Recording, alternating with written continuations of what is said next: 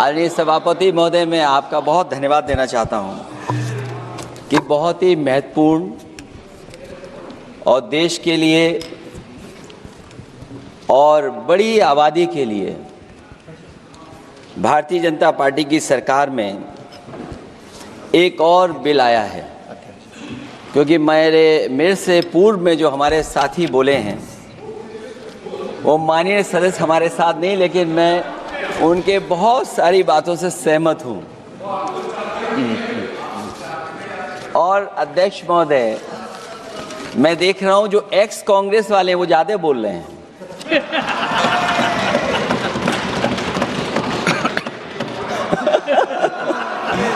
आदरणीय अध्यक्ष महोदय,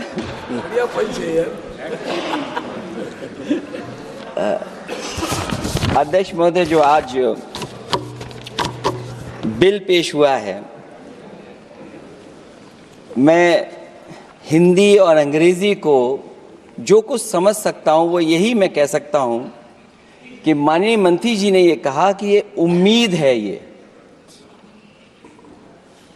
ये उम्मीद कैसे बना है, अंग्रेजी में भी मुझे समझ में नहीं आ रहा कि उम्मीद है ये, हिंदी में भी समझ में नहीं आ रहा कि ये उम्मीद है। यूनिफाइड वक्फ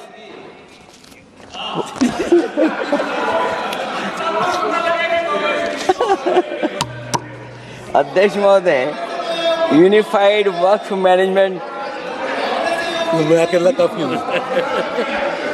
अध्यक्ष महोदय, ये अध्यक्ष महोदय, मैं समझ सकता हूं कि मैं वो बात छेड़ना नहीं चाहता था, लेकिन क्या करूं, मजबूरी है अब। अध्यक्ष महोदय, अभी माननीय सदस्य लोग ये कह रहे हैं कि हमारे सदस्य नहीं है यहाँ पर जो हमारे साथी हैं, लेकिन अध्यक्ष महोदय मैं ये कहना चाहता हूँ, अध्यक्ष महोदय मैं ये कहना चाहता हूँ, ये जो बिल लाया जा रहा है, भारतीय जनता पार्टी में एक मुकाबला चल रहा है।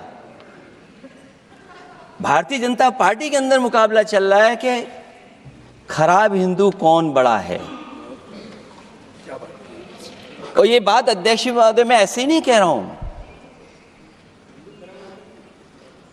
जो पार्टी ये कहती हो कि दुनिया की सबसे बड़ी पार्टी है, अध्यक्ष महोदय वो अपना राष्ट्रीय अध्यक्ष नहीं चुन पाए अभी तक। अध्यक्ष महोदय, भारतीय जनता पार्टी क्या है?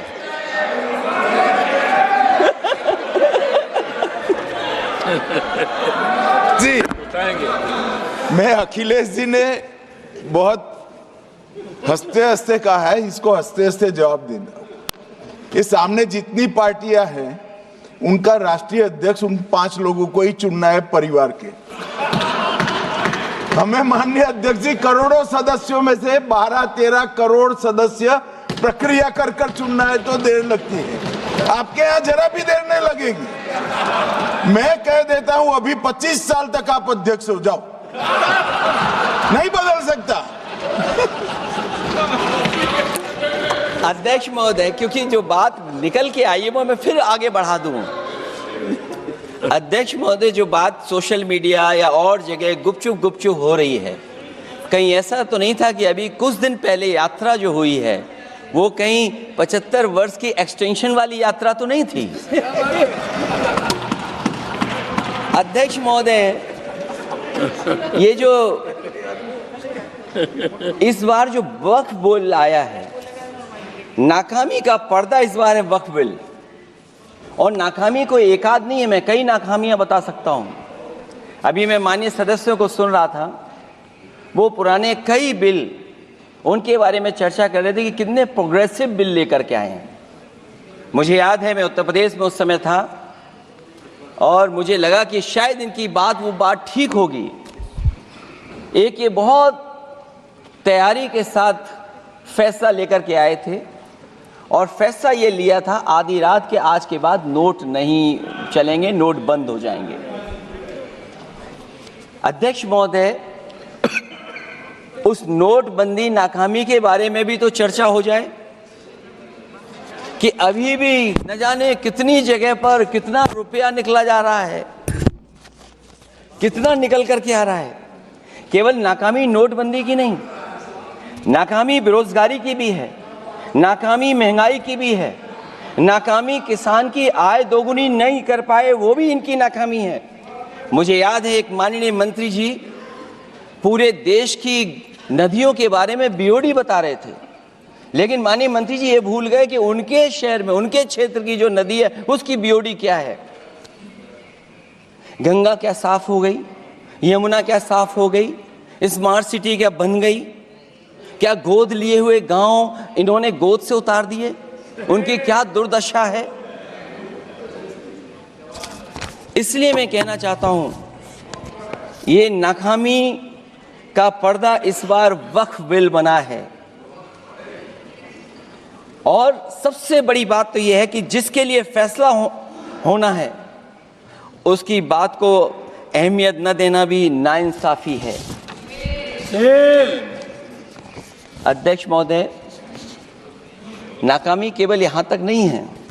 और भारतीय जनता पार्टी क्या है, मैं केवल एक पुरानी घटना याद करता हूं। एक बार फैजाबाद अयोध्या में एक कार्यक्रम था, उसमें बड़ी तैयारी की गई थी और तैयारी के साथ कलाकार बंबई से बुलाए गए थे। हो सकता है वो सहमति दिल्ली से ना रही हो, केवल लखनऊ की सहमति से हो रहा हो कार्यक्रम। और जब कार्यक्रम की पूरी तैयारी हो गई, भगवान श्री राम बनकर के कोई आ गया, लक्ष्मण बनकर के कोई आ गया, माँ सीता भी बनकर के कोई आ गया, हनुमान जी और भगवान हनुमान भी बनकर के कोई आ गया। लेकिन जब लखनऊ से वो हेलीकॉप्टर उड़ा और अयोध्या पहुंचा तो सब लोग थे, लेकिन उसमें हनुमान नहीं थे। अध्यक्ष महोदय, मैं भारतीय जनता पार्टी के लोगों से कहूंगा कि जानकारी करिए कि आखिरकार भगवान श्री राम थे, लक्ष्मण थे, सीता थी, लेकिन हनुमान क्यों नहीं थे? हनुमान इसलिए नहीं थे, शायद उनकी जात या धर्म कुछ और था।